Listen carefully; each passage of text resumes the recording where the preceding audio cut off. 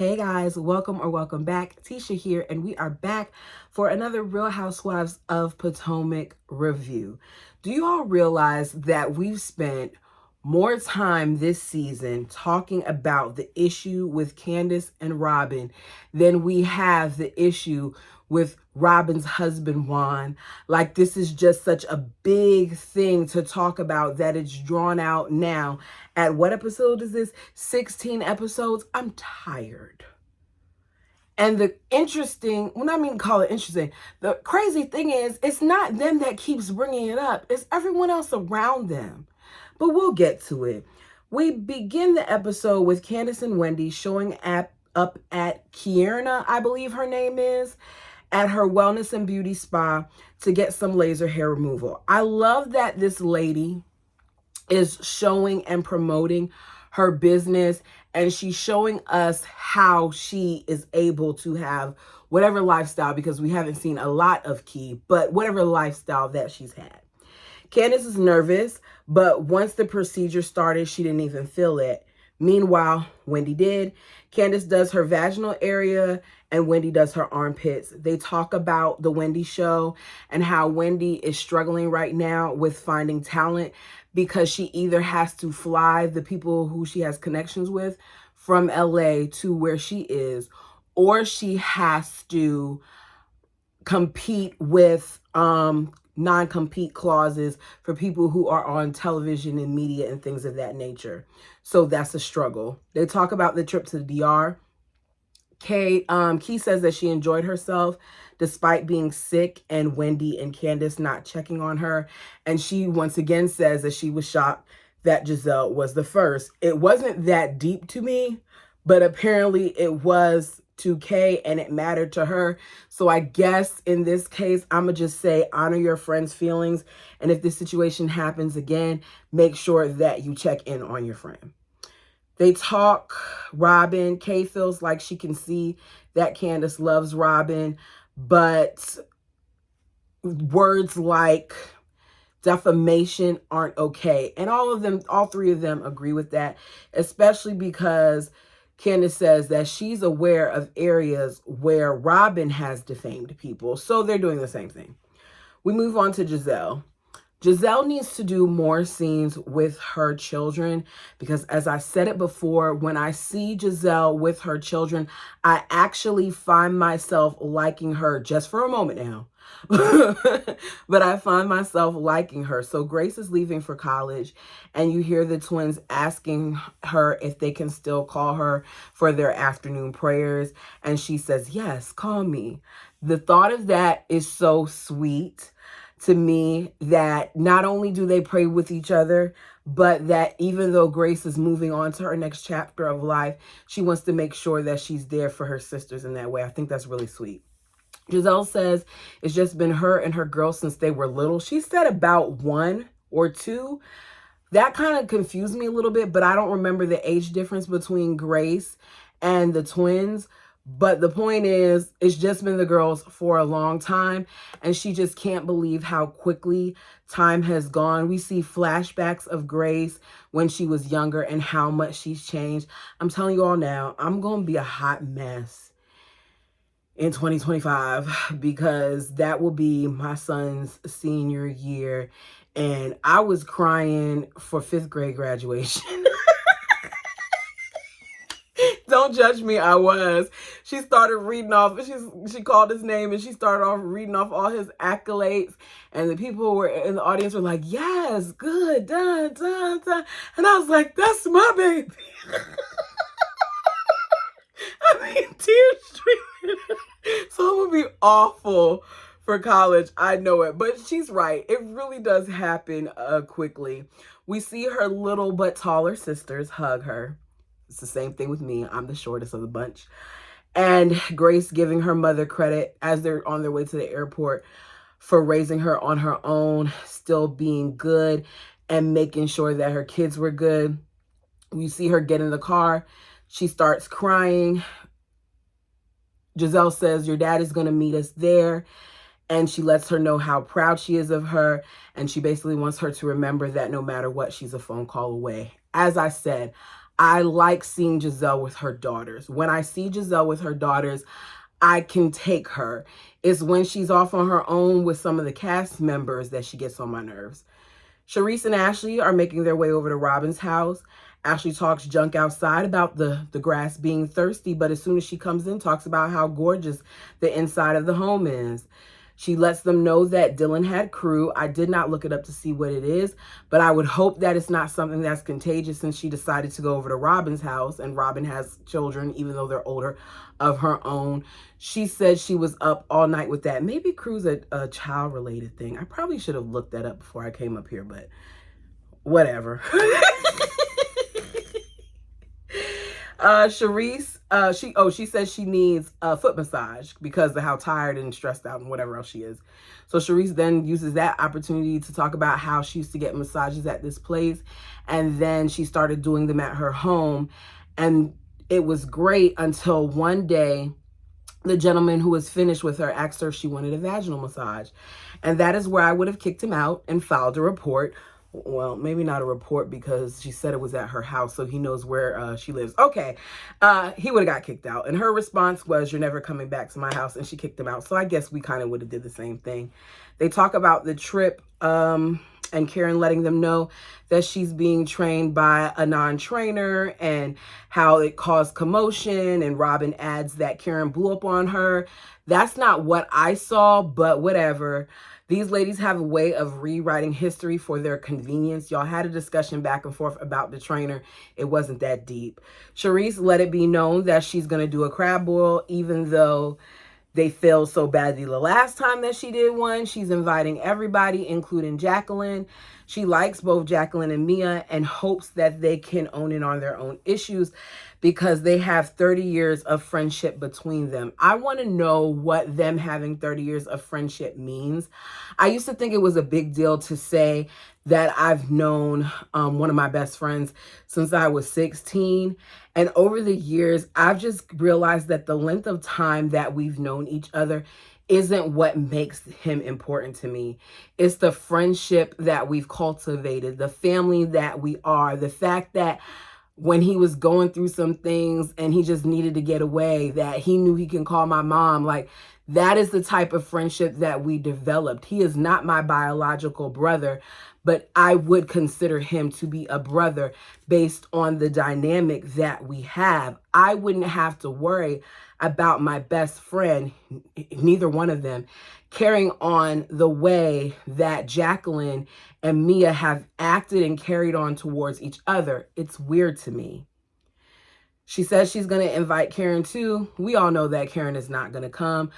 Good for Karen. If Giselle can pick where she wants to go, then I feel like Karen should be able to too. I think Charisse did a really good job of interjecting herself this episode. To me, even though she's a friend of, she's doing more than some of the actual main people. We go back to NECA, and NECA is getting her makeup done and talking about this baby again. NECA is an attorney, and she has this business that she's starting to do, and she has this home that she moved in, and she has all these other things going on for her. But the thing that we've heard about most this entire season is the drama with Wendy and this baby stuff. And I feel like that's so unfortunate. So despite it being taboo in their community, has agreed to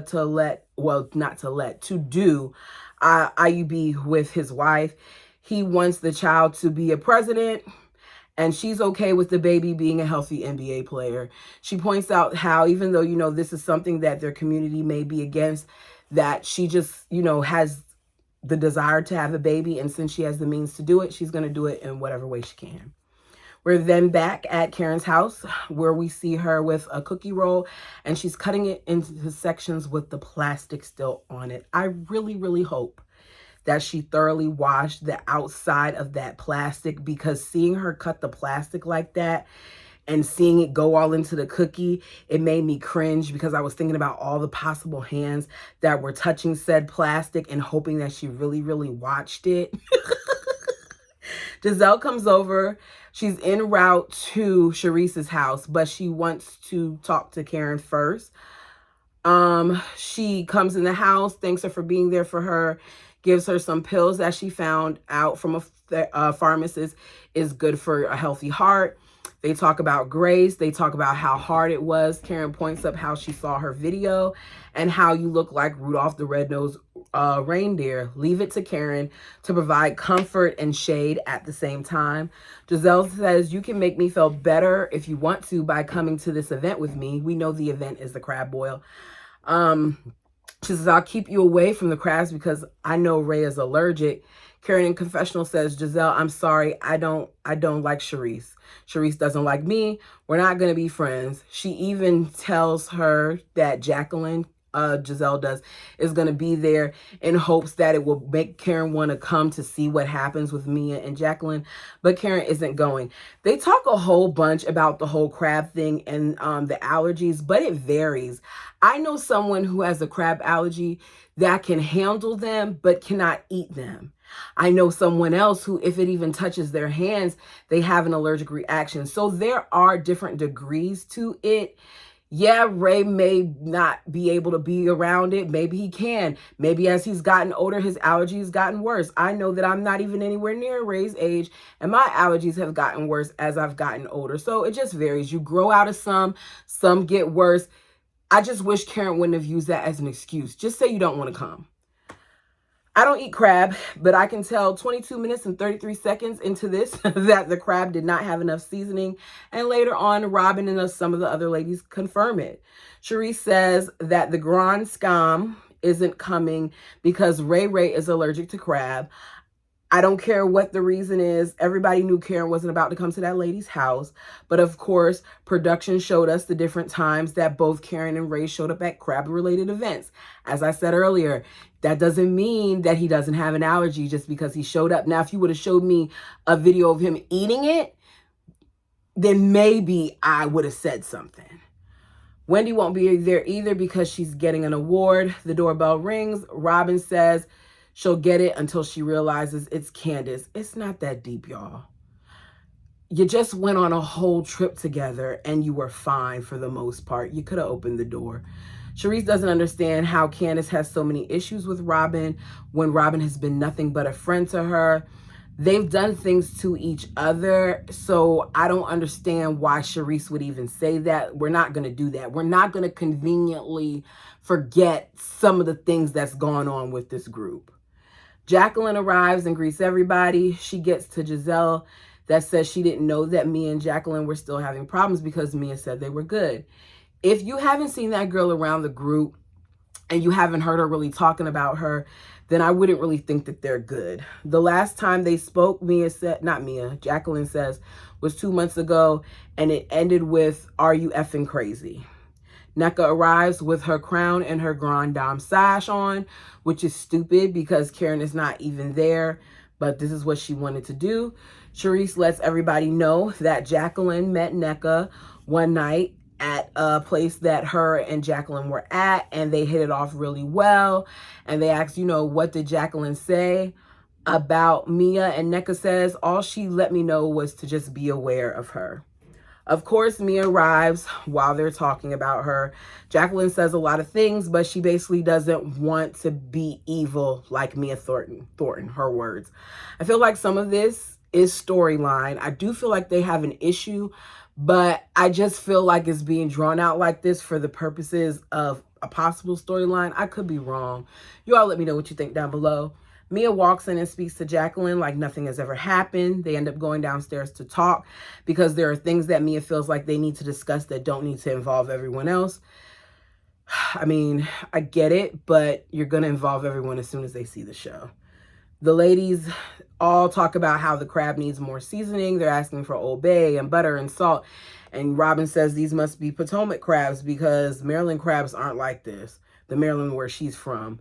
Downstairs, Mia is telling Jacqueline, full transparency, I was going through a lot and I just didn't have the energy for anybody. Jacqueline says, Mia, you easily could have said that to me. They talk about how Mia was offended by Jacqueline saying that she needs more D. She didn't like it. She felt like that was talking bad about her. And Jacqueline said it was a joke. I need more D2. But there are things that I could have said that may have been worse than that, basically is what she's saying.